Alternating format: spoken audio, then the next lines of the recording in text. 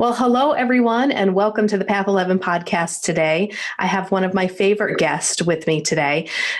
Such a favorite guest that I have invited her on now 4 times to the Path 11 podcast. And I think she holds the record for being the most frequent guest.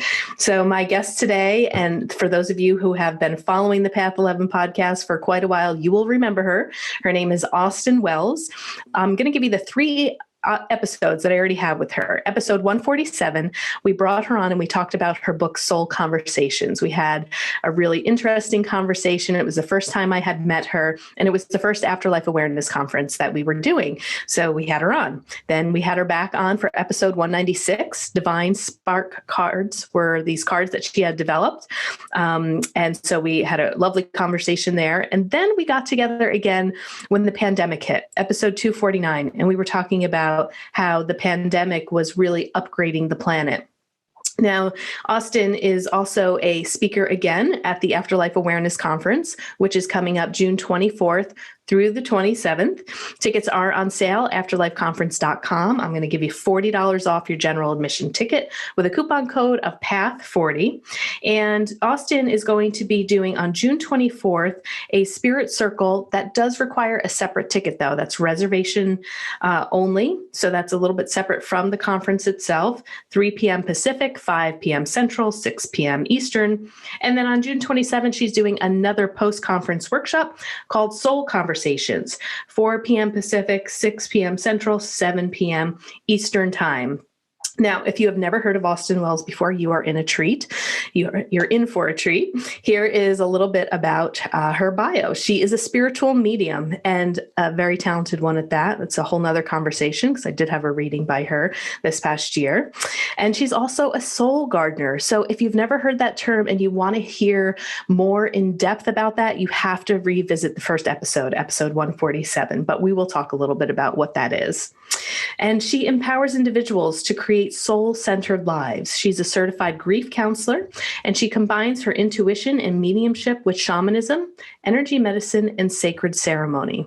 Now, we will upload her full bio because it is very impressive, but I want to start talking to her in the show notes. Check it out. Austyn, welcome back to the Path 11 podcast. Thank you so much, April. I am so excited. I love our conversations. When the book was titled Soul Conversations, there was a part of my being that just went, yeah, because it's such a great title. But you and I have those kind of conversations. They're those shifting, deep, connective, soul sister conversations. So yay, I'm thrilled to be here. Yes, same here. And I know, and we sometimes have like a little bit of an idea of what we're going to talk about, but I think what I love about you as a guest is that it really does feel like, it's sister to sister. I'm in your living room. We're, just chatting and having a really in-depth spiritual talk, and it just flows and it's so natural. So I am thrilled to have you back. So let's talk a little bit because you are coming on as a featured guest on Path 11 TV, 6 p.m. Eastern Time, and you're going to be talking about taking real action steps to bring about soul change. So I think we're going to kind of go into this topic a little bit of how our souls change often through all the experiences that we go through. And you had mentioned something before we actually hit record. You said, and we should be changed, right? We should constantly kind of be changing into a better version of ourselves. So last you and I talked, we were in the beginning stages of this pandemic and really trying to understand what was going on. And you were really explaining how you were feeling like this was an upgrading of the planet. But now as we're slowly coming out of it and things are returning a little bit back to what we remember, all of us are changed deeply. So maybe we can even both just talk on a personal level of how we both changed during this year. So what would you like to say about that and how this pandemic has probably not only changed you, but changed people on a very deep soul level? As souls, we are physical and we are energy. And the truth of ourselves, that spiritual truth of ourselves, is that the basis of us is a whole bunch of swimming molecules and atoms that are dancing in constant shift and change. Because we're part of a physical universe, we see things as stationary and we think that's the goal. So we have this thing called a home that we sit in and we think, oh, this is it. I've arrived. But that's the mythology that surrounds us, is the physical reality, because it's only stationary until it changes, and it will. Everything that's physical changes.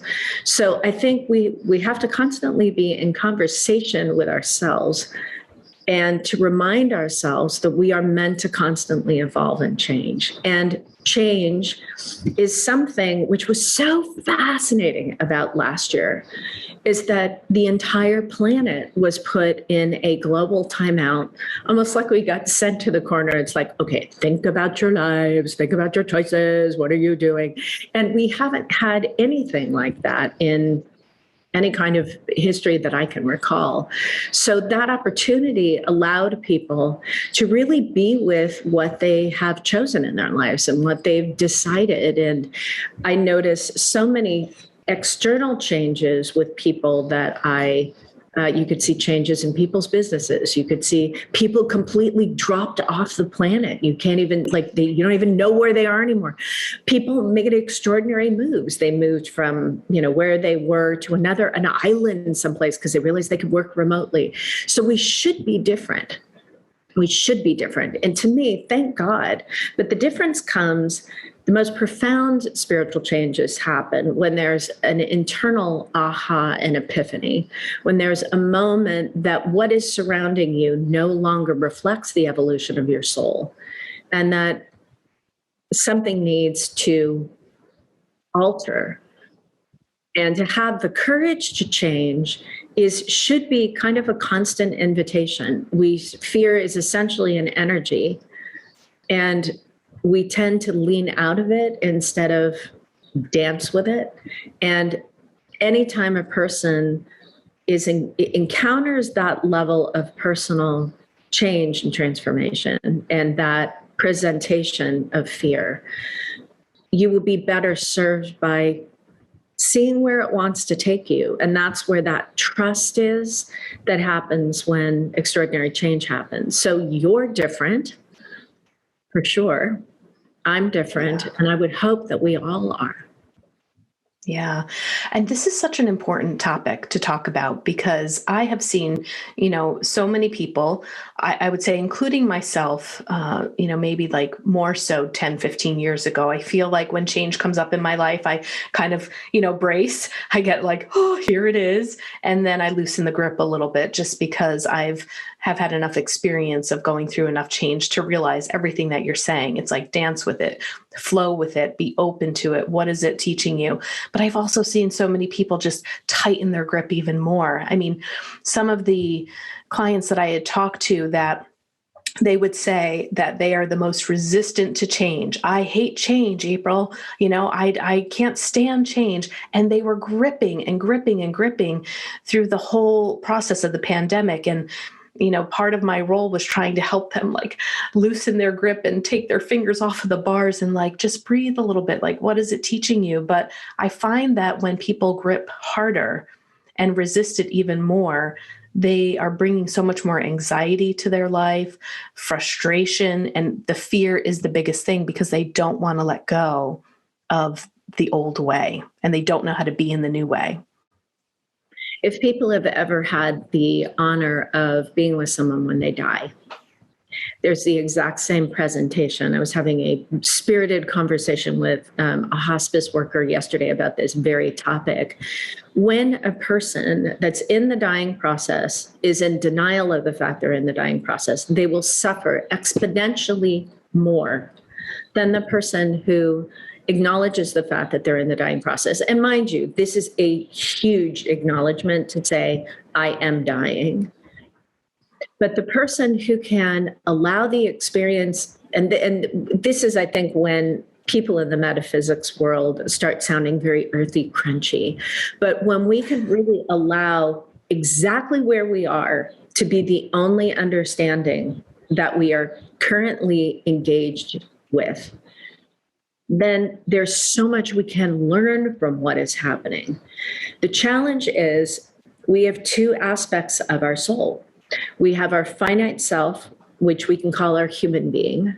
So that's the spiritual essence of us distilling in a physical form. And that's the part of it that says, okay, well, I'm a human being.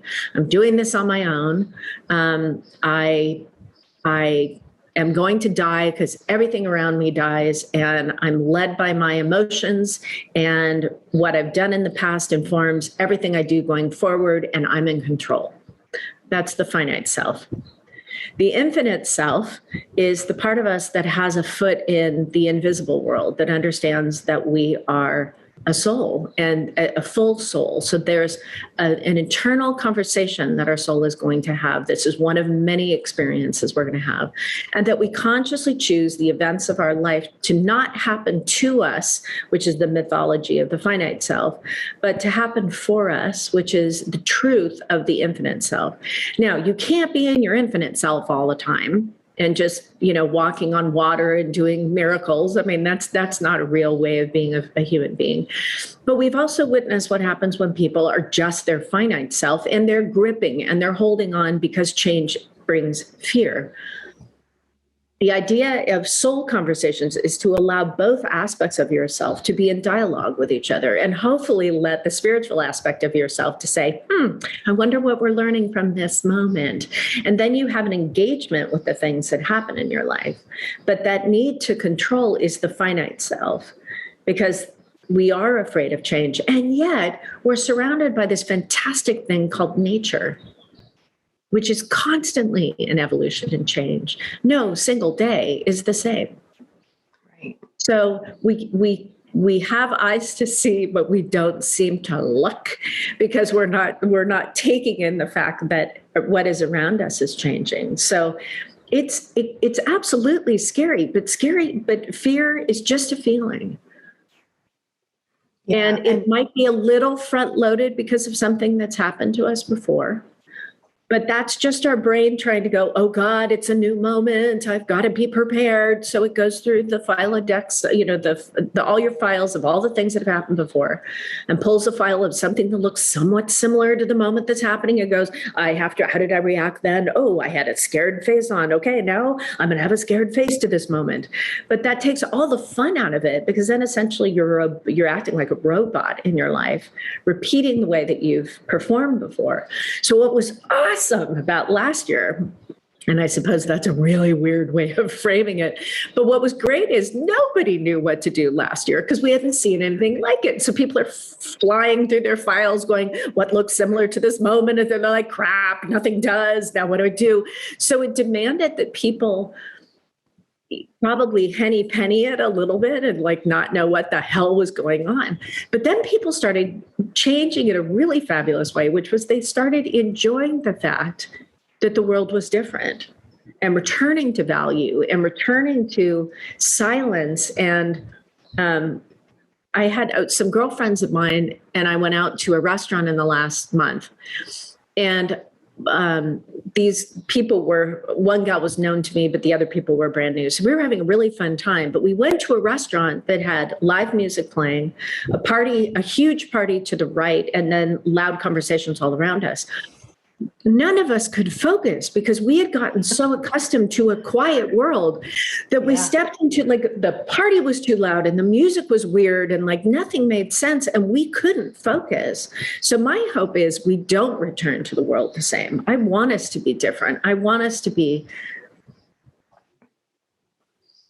no, that's not fair. I want people to come out of what happened last year different, whatever that difference is, but to hopefully not forget it. Yeah. And not forget that they're spending time with their loved ones is valuable. Telling people you love them is valuable.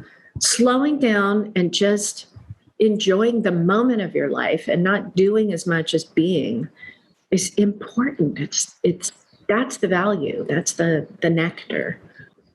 Yeah. And I think too, it's kind of like everyone has grown accustomed to a little bit of the slower pace. And now as things pick up a little bit, I kind of wonder, it's so easy to then get back into the rat race, right? Like, will we really remember? Because like you said, it was like, at first this was so dramatic and everything's slowing down. And now people are like liking it. Then you start to get a taste of it again and, go back into, live concerts or, the restaurants. And I had that same exact experience too. I was like, oh my God, I forgot what it was like to be around so many people having so many loud conversations. And took me a while to get comfortable and used to again. But I think the key point here is that it's okay that we are different and that we're changing. Like, I had a conversation with somebody who had a parent that had gotten COVID and they thought that they were going to die.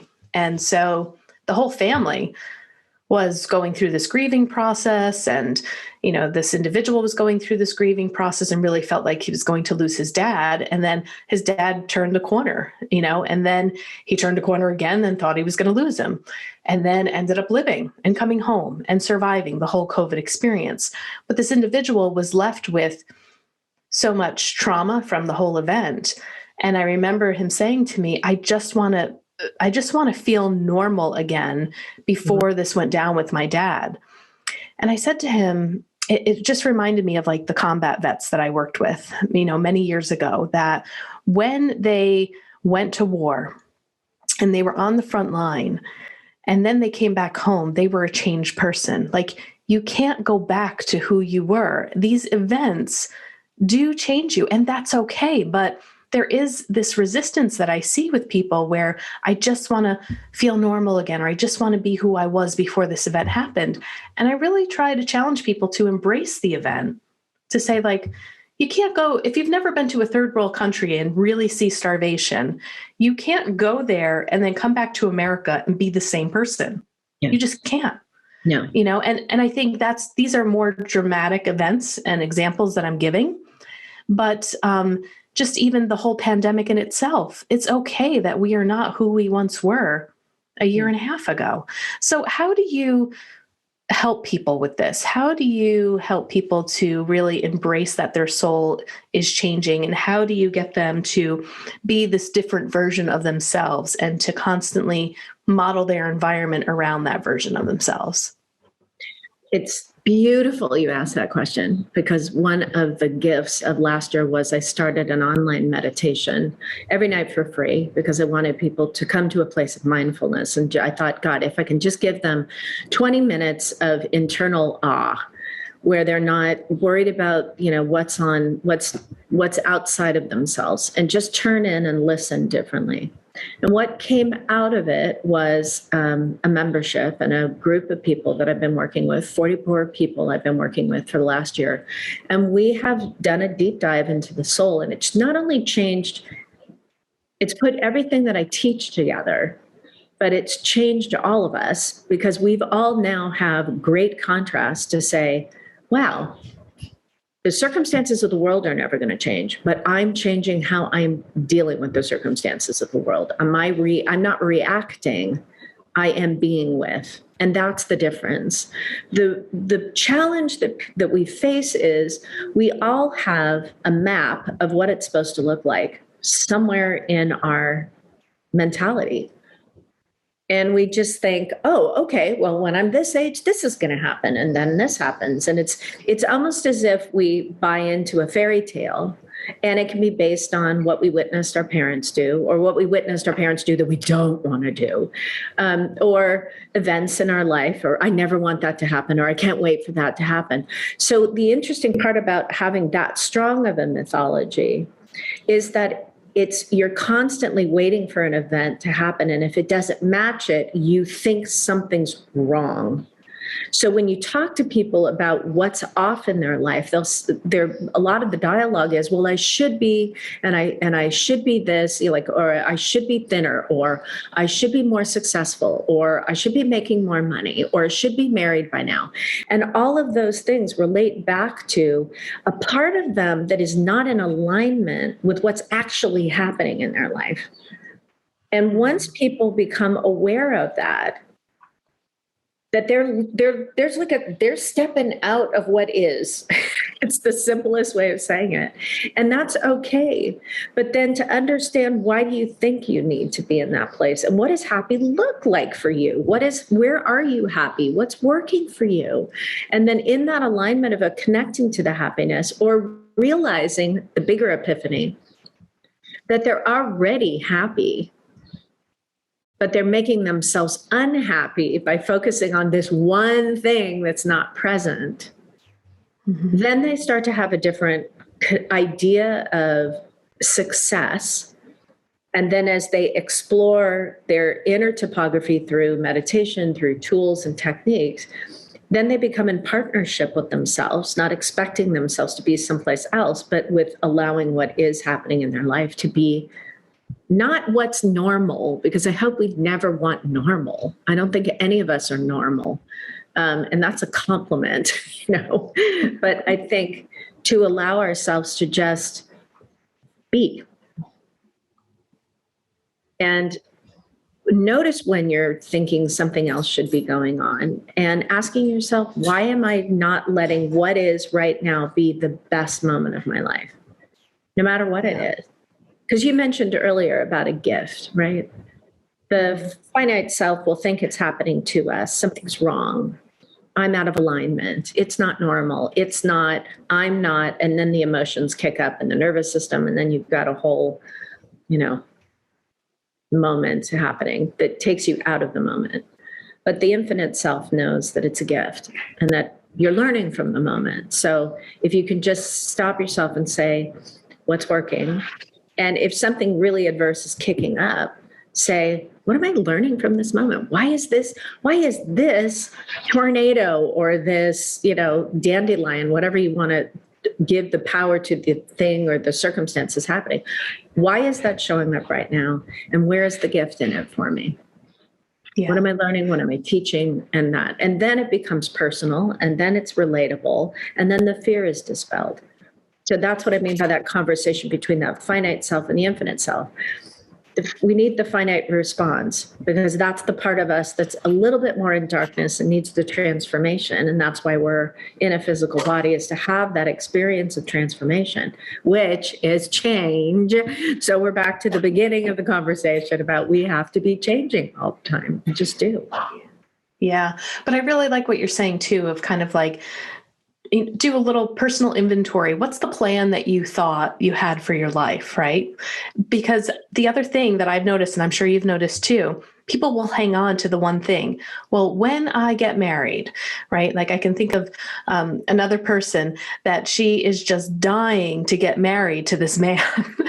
And like they have two totally different views of marriage, and he could like do without it. And like, this is her one thing. And it's been like, and every year, like I think she's on the 5th year of this relationship. And it's just, I can see her being so over focused on getting the ring, getting engaged, and then the wedding. And I can tell you, I can almost feel it and guarantee that will happen, but the happiness is not going to come. It's almost as if there's so much emphasis on when I get married or when I have my wedding. And this is just an example, right, of getting that one thing that you think that then everything is going to be all right in the world. And many times I think we can latch on to these events or that job or being successful or having the money, and then it comes, but then we're right where we were, still where we were before we even had it. And so I think that's kind of what I hear you saying too. It's like accepting what is and what your life is right now. And could you let go of the plan? Yeah. Like, could we challenge everyone listening today to just say, what has your plan been for your life? And can you let go of it today? And then what does that look like? Then how do you live? I feel like you live totally different. Well, there's a great parallel story to this about Cher.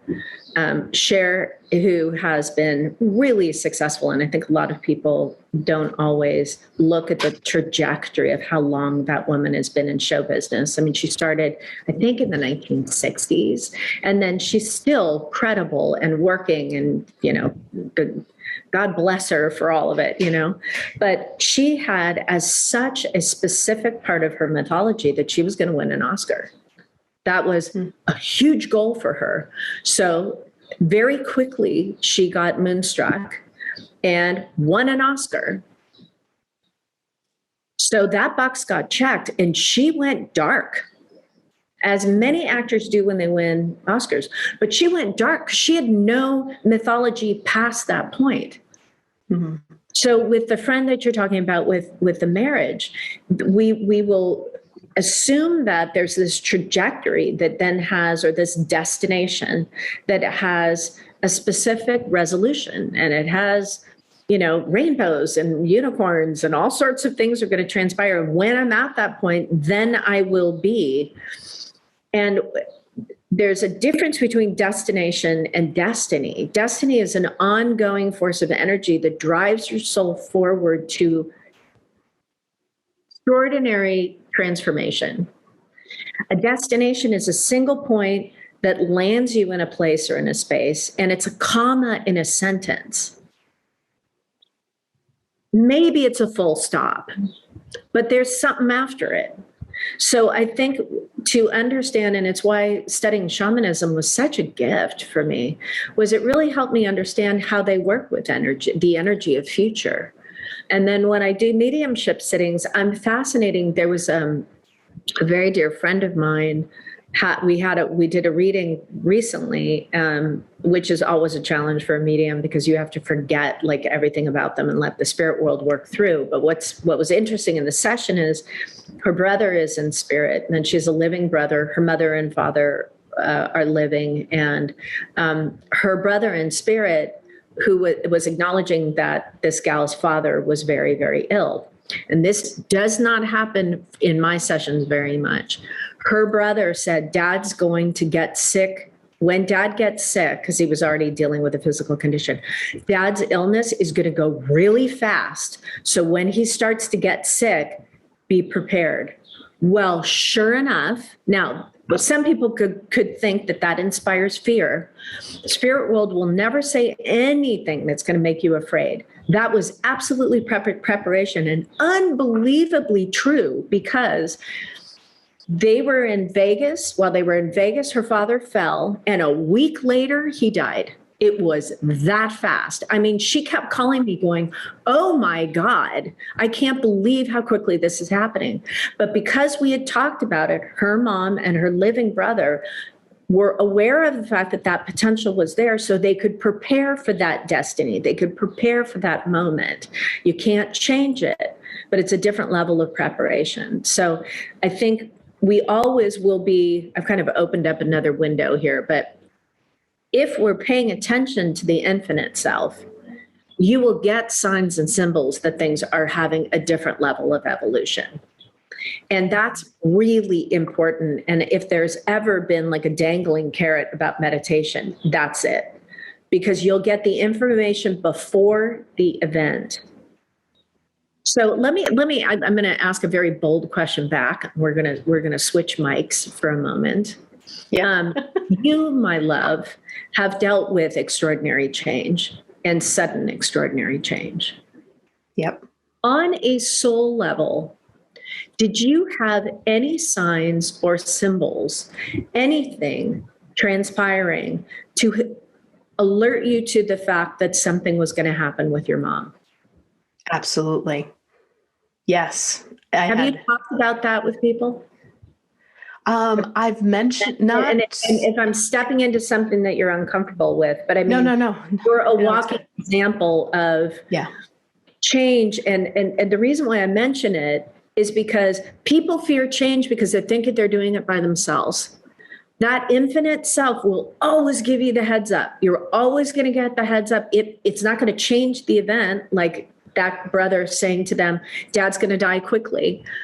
But it prepares you for something. And even in a moment that you can't prepare yourself for, there's a little bit of a heads up helps, Yes. So and that did happen the year leading up to my mom's passing. And do you remember, because you were at the Afterlife conference with Robin Lansong? Yes. Do you remember Robin Lansong? I don't think she was a presenter at the time, but we had met her and had like this side conversation. And, like she'll sing people's souls back to her. She has like a phenomenal story. We had her on the podcast and she was talking about her near-death experience. So she sang for me. And I knew the year, like prior to my mom, I just had this internal feeling. I was having some really strange dreams with lions, with the lioness and her cub. And I had a couple of shamans kind of help me to translate that a little bit. There was another woman, Lucinda, that I had on the podcast, and it was right before I interviewed her. And I was like, and she, she was talking me through it. I'm like, yeah, I think I understand the meaning of it, because there's some stuff going on with my mom right now, and I'm kind of concerned and worried about her. And Robin Lansong sang for me, but she said, I'm feeling the energy of another woman that you're really attached to, and you're very worried about her, and she needs protection. Can I sing for her? And she sang the song of protection for my mom. And that was in July. My mom passed in October. And I was like, this was before we were doing video podcasts, thank God. I was bawling my eyes out. I was crying because I just knew, that something was going on. And my mom at the time was in this really horrible, abusive domestic violence relationship on top of everything that she was dealing with. And he ended up breaking her wrist. And I got this phone call a couple of, I don't know, maybe a month or so after Robin was singing this song. And, and I just knew that something was going to happen. I didn't know what, but I did have a premonition dream of a state trooper coming to my apartment to notify me of my mom's death. And so when the trooper came to my apartment, it was 5:00 in the morning. He opened the door and he said, "Are you April Hanna?" And I said, "Yes, I am." I said, "Is this about my mom?" And he said, "Yes, it is. She's been in an accident." And I said, "Is she dead?" Or I don't know if I said, "Is she dead?" or I said, "She's dead, isn't she?" And he looked at me and he goes, "How do you know this?" And I was like, "How much time you got? Come on in." So, and he walked in, but it was just I knew instinctively, and I didn't even know that she had died, it could have just have been an accident and I was being notified. But as soon as I saw the trooper and as soon as I opened up the door, I said, "Is this about my mom? Is she dead?" "Yes." "How did you know that?" And I'm like, I knew I was going to get that. So you're absolutely right. Not only did other people that I was working with kind of feed me information from spirit about her needing protection. And I ended up using Robin's song that she sang for my mom at my mom's funeral. I played it. To set her soul free, and our last afterlife conference, you probably don't remember this because you were leading it, but it was when we did the fire ceremony in Utah, and my dad came, right, to help out with the conference. And it was our closing ceremony. And I fell to my knees sobbing. I'm trying to work the camera and I was sobbing, and I just knew that I was grieving my mom, even though she was still alive. There was something really strange that happened. And I remember thinking, how is this stupid fire ceremony going to work with these shamans? We're in a hotel. There's no real fire. And something happened that with you and Linda doing this. And I couldn't even believe that you guys could recreate a fire ceremony with no fire and to allow people to bring to the fire. It was crazy. So I had a lot, and those are just three or four examples that I can give you. But I absolutely know. I had an internal knowing. I knew it was going to be within the year. I didn't know how it was going to happen. Wouldn't have expected it was going to happen the way that it did.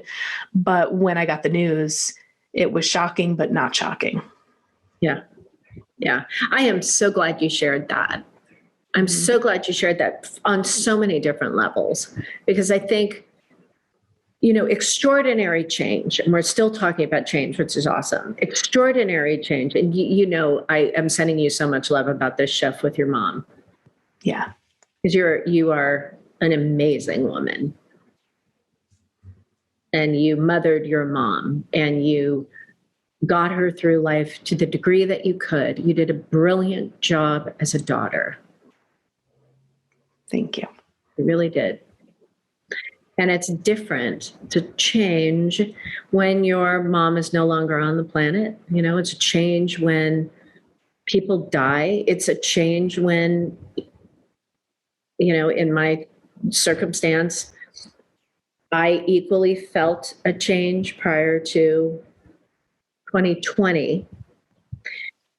And I started feeling like my roots were pulling up.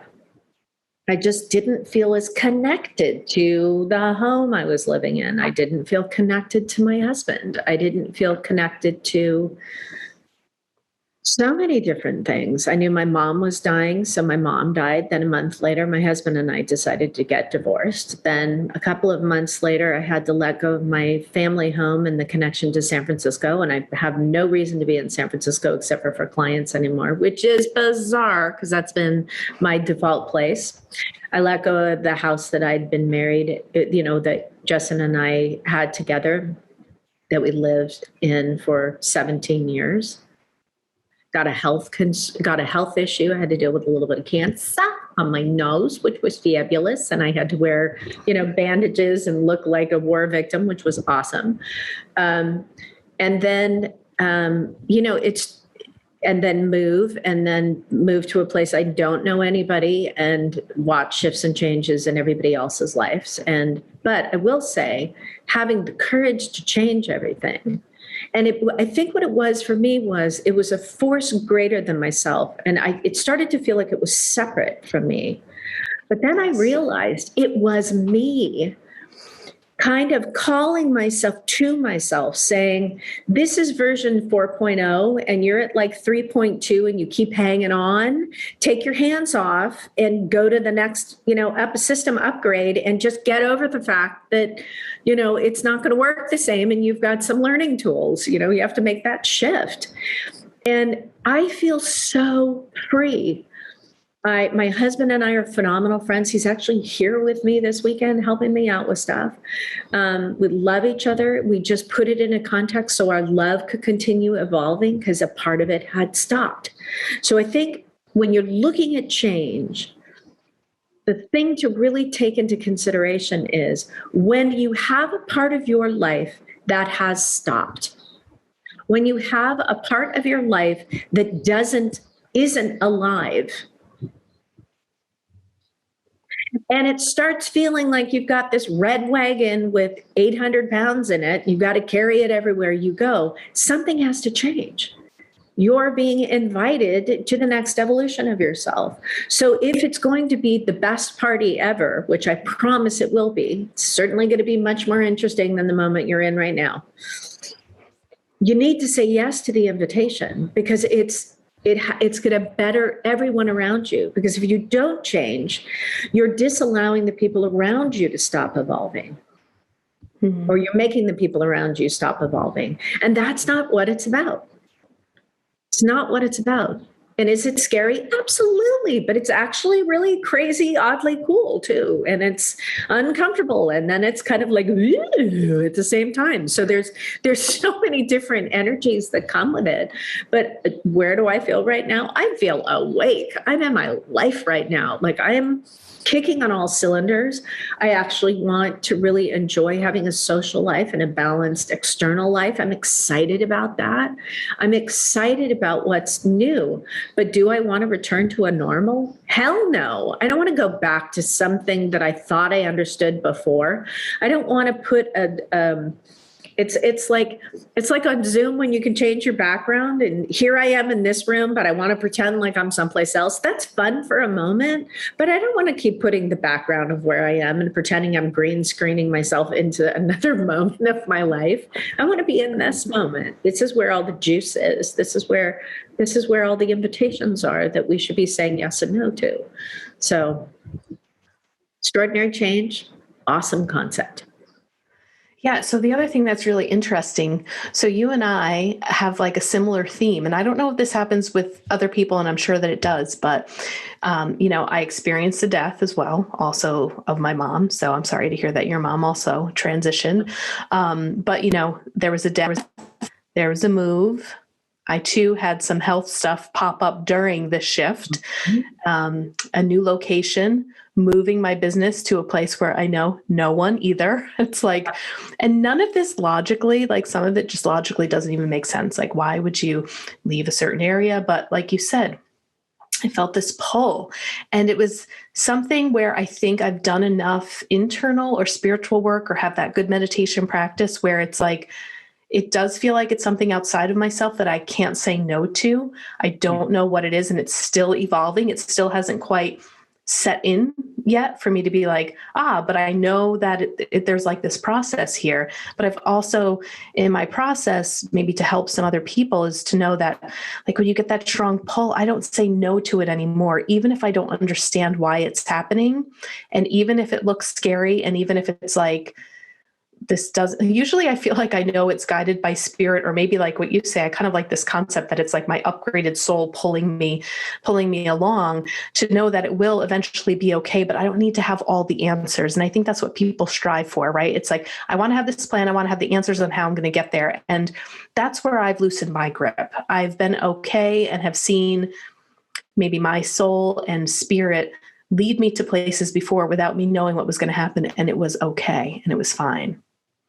And I think you gained so much. I mean, I love all the shifts and changes because like I said before we started the actual interview, you're an awesome version of yourself right now. Like you're probably the clear, you've always had clarity. You've always had beauty inside and out. Now you have this inner peace that's kind of matched with it, and questions about where you're going, which is exactly where we should be. But when we try to, going back to that idea of having such a strong mythology of how it's supposed to be, the destination doesn't have the answers. The destination is the invitation to find out the next questions.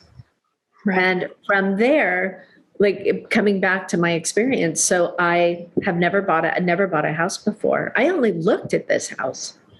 I looked at this house, I said I liked it, and I bought it. Like that was it, I don't know why I'm where I am right now. I knew one person in this place, and I bought a house. It's not like I'm renting an apartment. I bought a house. And what has happened out of it? Magic. I have a soul brother, is a neighbor next door. His partner passed away 2 months before I moved in. So already we had this amazing synchronicity of, you're a medium. Oh my God, my husband died. There's that alignment. He's introduced me to his family. His mom and I have aligned. So I have instant family. There's just been blessing after blessing after blessing.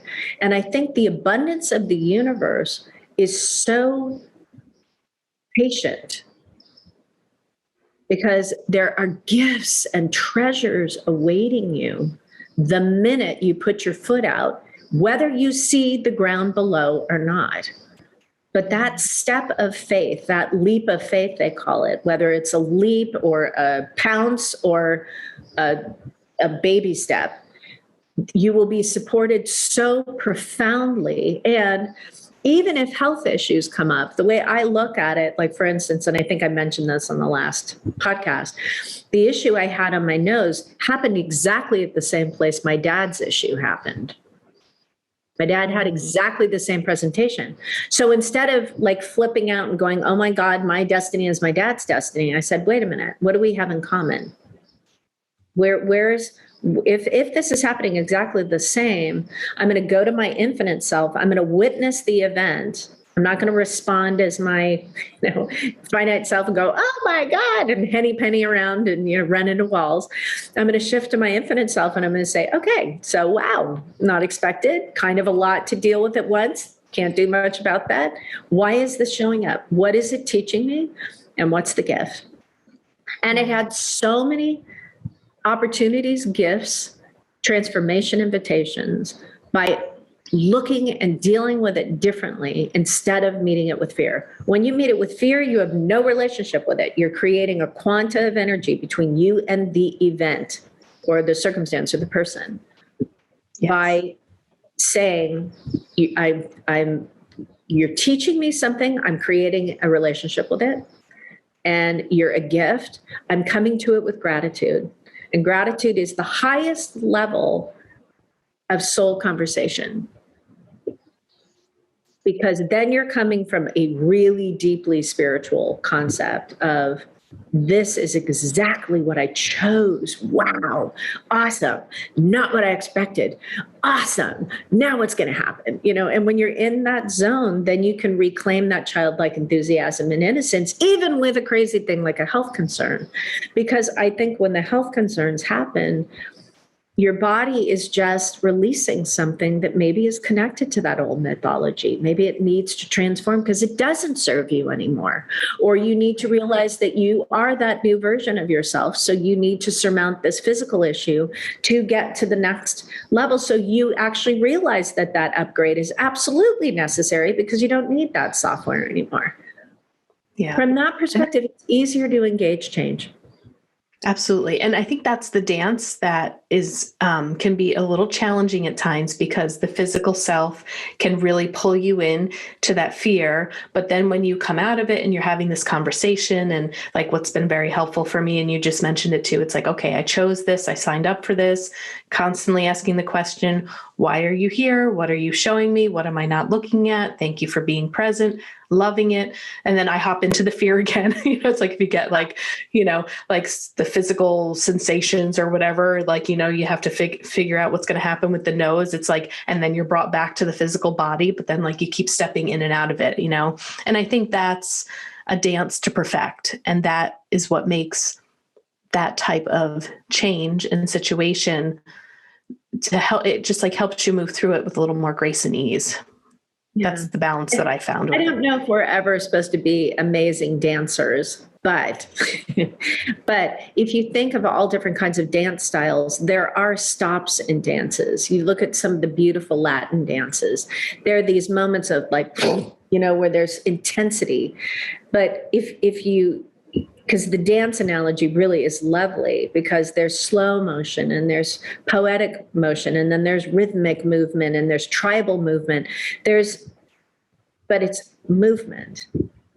Mm-hmm. And dance is working with either a sound or some elemental thing to create a relationship with it. And that's the challenge with change is we don't create a relationship with it.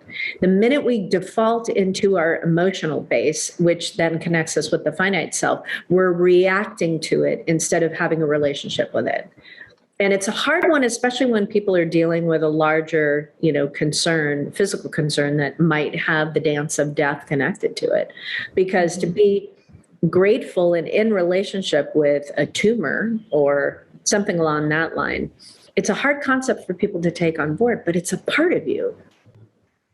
So every single thing that's disconnected, the answer is love. Mm-hmm. So it's allowing yourself to have a spiritual relationship with your life. And spiritual being different than religious, it brings in religiosity, it brings in and it supports all of that. But it's the acknowledgement, and which brings us full circle back to the beginning, is we are physical and we're energy. And so that dance idea brings us back to that awareness of energy. And in that concept, there's always something you can do. There's always an answer, but sometimes the answer is really what we seem to seek, which is the destination. That's not really what we should be doing. We should be seeking the question, because that then allows us to be on a journey. And that's more of what life is about, is being in journey in your life, not being settled and normal and bleh. So there's hoping that is one of the gifts that we embrace is to just look at life as a journey. I think it's why Joseph Campbell's work was so phenomenal, is because he saw the hero, us, and a journey. Right.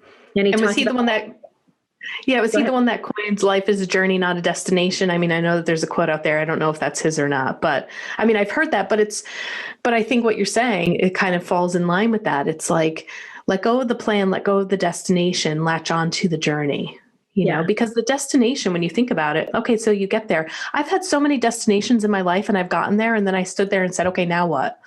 Like, Exactly. You know? And it probably speaks, April, to how we look at goals and how we look at accomplishments. And we really do it as destination accomplishment instead of evolutionary evolvement. Yeah. Repetitious, but we'll go with it. But we should, And it speaks to that story about Cher. It speaks to your friend, the client with the marriage situation. It speaks to so many of us in this moment right now, thinking, well, what's the next destination? Well, what do I have to accomplish? Well, once my business is this, then that's going to happen. If you can take it disallows the authentic journey.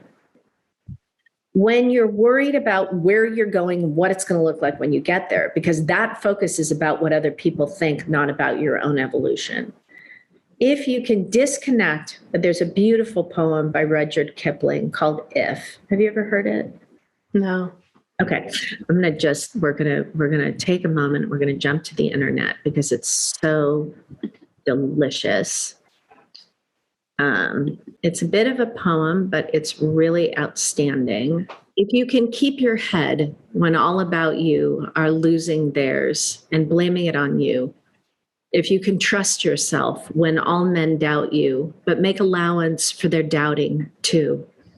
If you can wait and not be tired by waiting or being lied about, don't deal in lies, or being hated, don't give way to hating, and yet don't look too good or talk too wise. If you can dream and not make dreams your master, if you can think and not make thoughts your aim, if you can meet with triumph and disaster and treat those two imposters just the same, if you can bear to hear the truth you've spoken, twisted by knaves to make a trap for fools, or watch the things that you've given your life to broken and stoop and pick them up with worn out tools, if you can make a heap of your winnings and risk it all on one turn of pitch and toss and lose, and start again at your beginnings, but never breathe a word of your loss. If you can force your heart and nerve and sinew to serve your term long after they are gone, and so hold on when there is nothing in you except that will which says to them, hold on. If you can walk with crowds and keep your virtue, or talk with kings nor lose the common touch, if neither foes nor loving friends can hurt you, if all men count on you, count with you, but none too much, if you can fill the unforgiving minute with 60 seconds worth of distance run, yours is the earth and everything that's in it. And which is more, you will be a man, my son.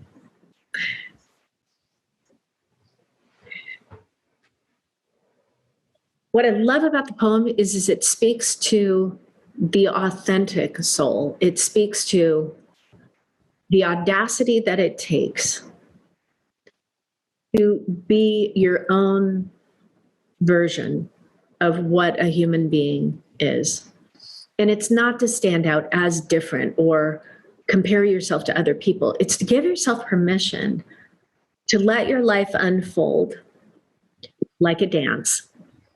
And as partners change and as the music shifts, to just let yourself free fall into the moment and the music and see what it feels like to put on different shoes, to move to different music, and to not worry so much about what it looks like or where you're going, but to just relax into the dance, the partner, the moment that you're dancing alone, and see where it's taking you.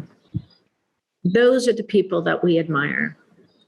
Those are the Martin Luther Kings. Those are the Betsy Rosses. Those are the Mahatma Gandhis. Those are the, God, all the people in the world that we have these amazing, Ruth Ginsburg. Those are the people whose stories stand out because they didn't try to do it for anything other than why they think they're here. So beautiful. So I love all your changes. I love all the things that you're doing. I love the podcast. I love the permission you're giving yourself to have meaningful conversations and discover and learn. And it's driven by your curiosity. So you're not doing this for, you might be doing it for certain means, but you're doing it because you want to have credible understandings and what an awesome forum to talk to really cool people about very interesting things. So absolutely. Hooray to you, and hooray to all the people that have the courage to just dream out loud. And in a dream, we never know where we're going. So it's a good analogy. Exactly. Dance the dream. Woohoo. Well, thank you so much for sharing that poem too. If it's called, right? And what was the author's name again? Rudyard Kipling. I think it was written in hang on, I can even get that back. I think it was, he wrote it in, it should have I don't know when it was written. I could probably find out 1 second. Even if it was the 1800s, how crazy is that the relevance of it still holds for today, if not more? I believe it was 1910. 1910, wow. Wow. The best, but what he was doing was he was writing about the moment. He was writing something about his wisdom of what he'd learned, and he wanted to offer it to his son. Mm-hmm. So wisdom is timeless. That's the language of the soul. That's when you've had an experience and you learn something from it. So when the next time something shows up, you're like, I've seen this before. Okay, what did I learn the last time? So that's accessing that file and using it to inform you, but it doesn't disassociate from the moment. It just says, okay, I think I've done this before, but let me experience this moment and see if I'm different. Let me see if I've grown. But it's a beautiful poem. Yeah, I love it. Well, thank you, Austyn. And always, as always, thank you so much for your deep share, for your vulnerability. It has taught me to be more vulnerable and to share deeper, with my audience.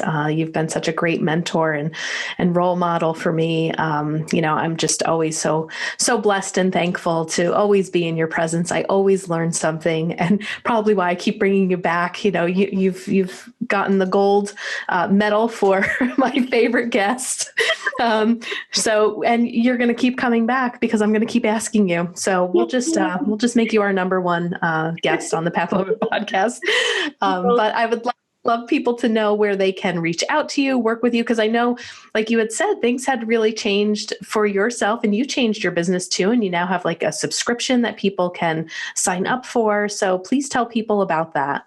Yeah, well, I'll be completely honest. I'm completely in evolutionary mode right now with my business. So I'm developed a membership that started last fall, and so that's ongoing. It's one way of working with me, which I really enjoy. And we do meditations together, depending on which path you choose. There's different ways you can explore your soul. And then I'm probably in the fall going to be launching a Soul Conversations like mastermind, where it's a monthly topic and seasonal. Each season is going to be a different deep dive into the soul, body, mind, spirit, emotions, with guests coming in and working consciously to really make changes, but together as a group, because I've realized transformation as a community is really powerful.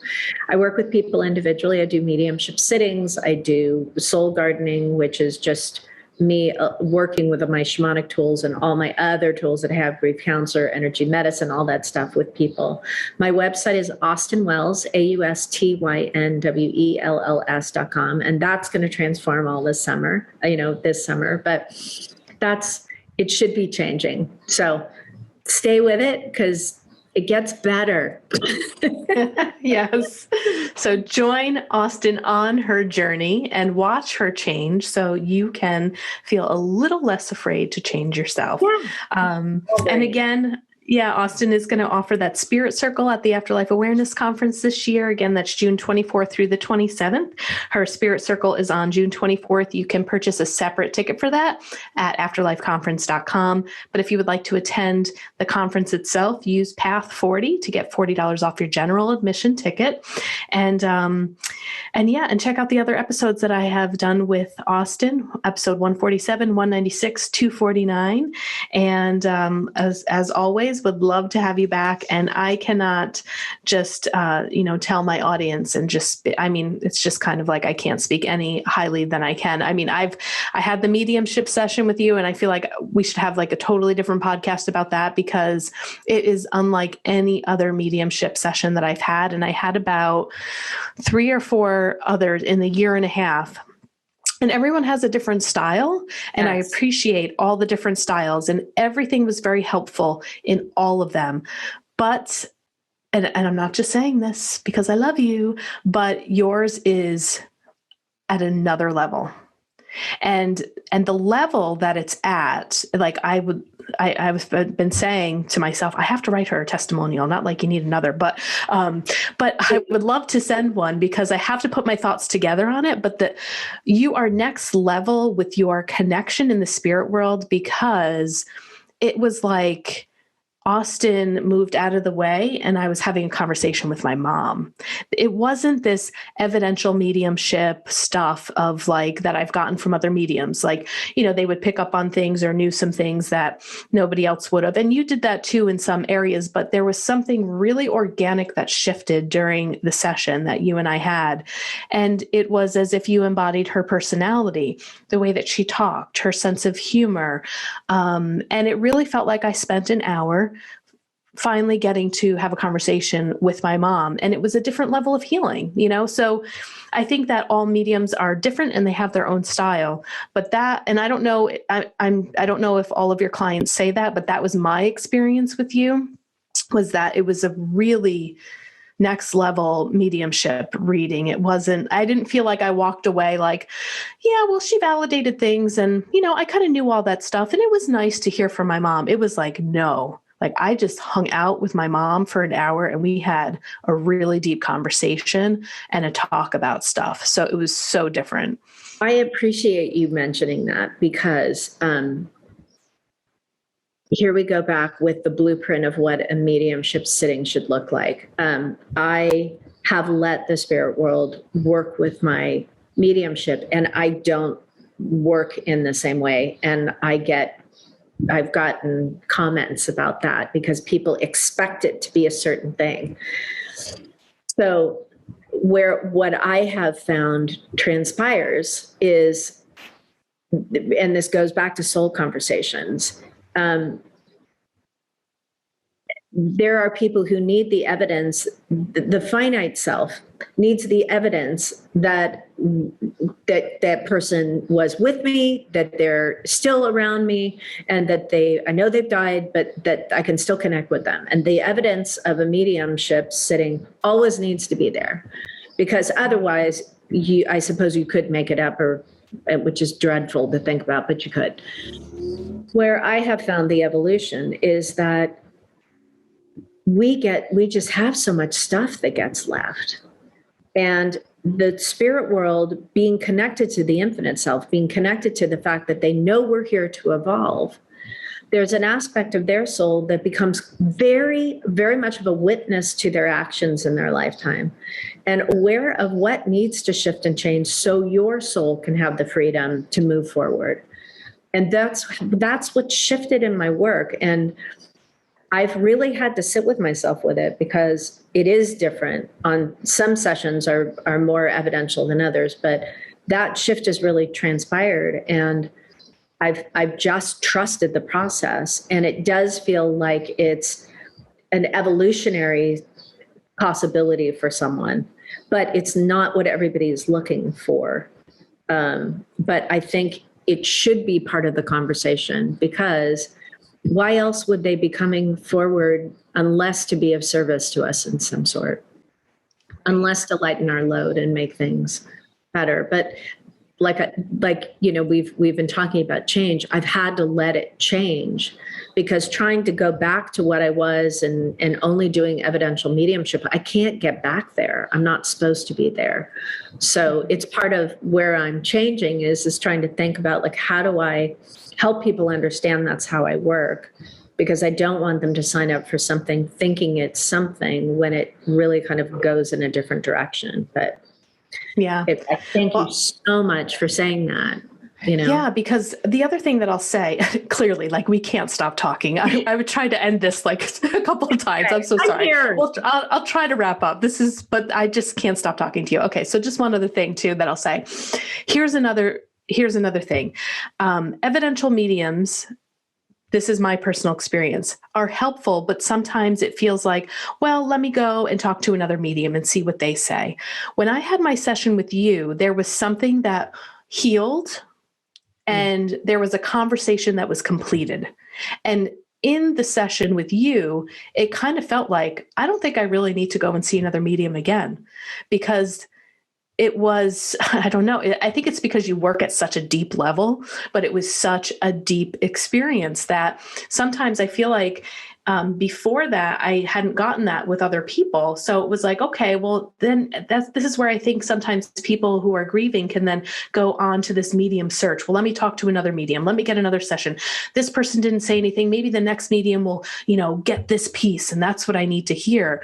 But when I actually sat during our session and was really having this conversation, like it was like you and me and my mom were having this conversation together. It was beyond anything that I had ever experienced, ever anticipated. And it was more healing than 3 other sessions combined together. So maybe if people are looking for that, looking more for like the deep conversation or some of the stuff that was left behind, like you said, like my mom and I needed to tie up some loose ends, and I was able to do that with you.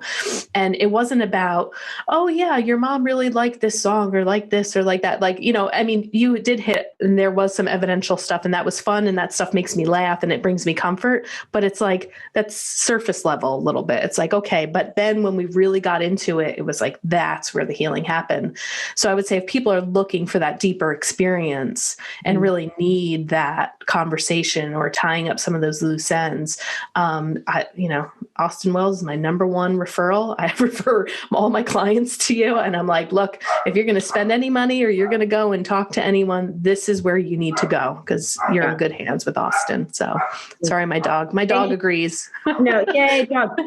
But also, don't forget that the reason that the healing can happen, and again, the medium doesn't heal, the medium allows the opportunity for a transformation to happen. The person that does the healing is you. So because of your spiritual evolution, your mom was able to have that conversation with you because you were open to a different loop. You were open to a different mythology happening. You weren't, my mom was this, what happens in transformational mediumship sittings, I suppose is one way of looking at it, is you're given an evolutionary piece. You're given not the destination you keep going to when you think, oh, my mom, well, here I am in Flint, Michigan, and this is the only place I know my mom. And, this is that, we're unhappy with each other, and we're this, and you never get out of Flint, Michigan. I don't know why I'm picking Flint, Michigan. I have no connection to it whatsoever. But when that conversation happens, you have to then carry that person in your heart differently. You can't, if they've stepped forward and they've said, I was not your mom, you are my mom. I am not a nurturing person. I was a narcissistic, selfish person. And I need you to understand that I'm aware of that now. And you were my gift. And I couldn't say that out loud. You can't go forward in your life going, my mom was such a narcissist. That's not fair. She's given you the opportunity to shift, to change, to heal. And you have to be different now, which is awesome, because who wants to carry the backpack of dysfunction around everywhere you go, being victimized by the circumstances that happened when you were a child? We all do it. And it's so boring. Oh my God, right? When we moan on and on about, oh my God, and I did it for years. The reason why this is important to me is I was such a oh, Lord, I was boring. I kept talking about the same things over and over again. I mean, I would watch people I was sitting with just, and it's just like, thank God I got over myself. Honestly, thank God I got over like the pain and the agony, right? And so I can be in a place where I can feel happiness and joy because like I got over it. And I catch myself when I still kind of go back to things, because you have to ask yourself, why do I need that attention for something that didn't work out? Because but again, it goes back to exactly the conversation we've been talking about all day today. Right. Not all day during our time, which is, but it feels like a good day, right? Is, we have to be willing to change the mythology. If we just stay in the same story and our leading lady or leading man keeps having the same Groundhog's Day over and over again, we've seen the movie with Bill Murray. We know what that's about, but even that movie got to a point where you're like, oh my God, the same day again. But that's what we do to ourselves. That's one choice. But the benefit of mediumship, I think, is they give you the keys to the kingdom, to the doors that are locked, and say, look, the door's open, the window's open. Now what are you going to do? Are you going to stay in the room? Or are you going to just get out of this place and move on to the next moment of your life? So you always have a choice, but we're not supposed to be stuck. It's an impossibility. You're never stuck.